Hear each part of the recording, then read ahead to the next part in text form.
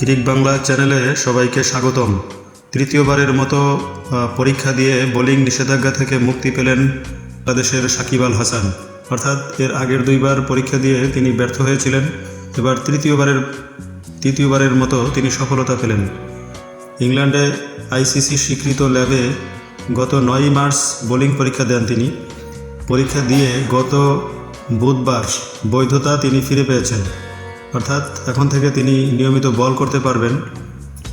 বাংলাদেশের এই তারকা অলরাউন্ডারের জন্য এটা একটি বড় সুখবর। গত বুধবার মধ্যরাতের পর এই খবর একাধিক গণমাধ্যম প্রকাশ করে। এরপর বৃহস্পতিবার বোলিং পরীক্ষায় সাকিবের বৈধতা ফিরে পাওয়ার খবরটি এক বিজ্ঞপ্তি দিয়ে নিশ্চিত করেছে বিসিবি।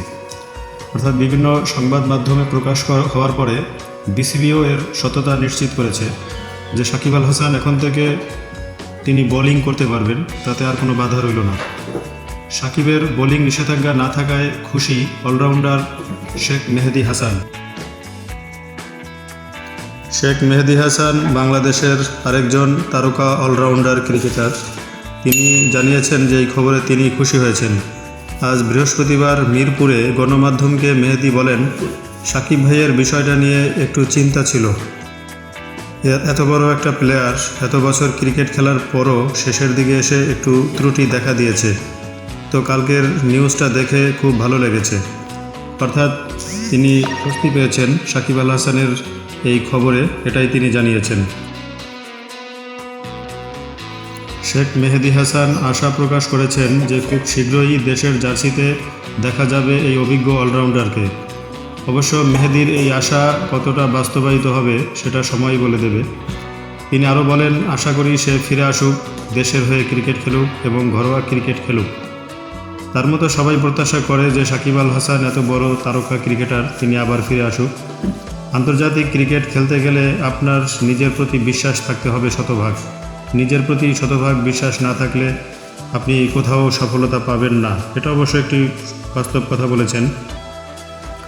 আপনি ক্রিকেট খেলতে গেলে 100 মারবেন, 150 মারবেন, আবার 6 বলে 6টা ছক্কাও খেয়ে যেতে পারেন।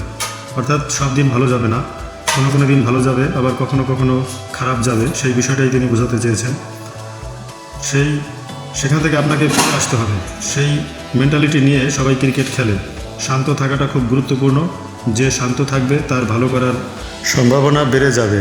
এটি অবশ্য ঠিক কথা বলেছেন। এটা শুধু ক্রিকেটের বেলায় প্রযোজ্য নয়, জীবনের সব ক্ষেত্রেই এটি প্রযোজ্য। যে যত বেশি শান্ত থাকতে পারবে, ঠান্ডা মাথায় ডিসিশন নিতে পারবে, সেই দিন শেষে জয়ী হবে এবং জীবনের এই যুদ্ধে সে জয়ী হতে পারবে। তো এজন্য শেখ মেহেদী হাসানকে ধন্যবাদ, এবং তার মতো আমরাও সবাই প্রত্যাশা করি সাকিব আল হাসান একদিন ক্রিকেট খেলায় আবারও ফিরে আসবে। সে দর্শকদের মন মাতাবে এবং বাংলাদেশের নাম উজ্জ্বল করবে। সেই শুভকামনায় সবাইকে ধন্যবাদ জানাচ্ছি। ধন্যবাদ। আল্লাহ হাফেজ।